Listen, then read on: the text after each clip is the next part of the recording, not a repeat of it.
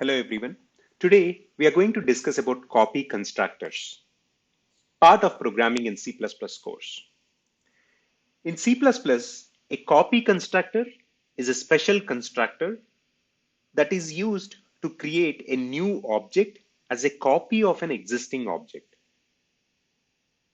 The copy constructor is called when you use the copy initialization syntax to initialize an object from another object of the same class.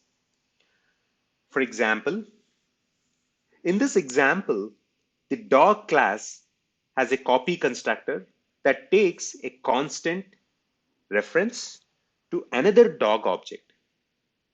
This copy constructor initializes the name and age members of the new dog object from the name and age members of other object. When you create a buddy object from the Rufus object, the copy constructor is called to create a copy of Rufus. After the copy, Buddy has the same name and age as Rufus. Hope this was helpful. Thank you for watching.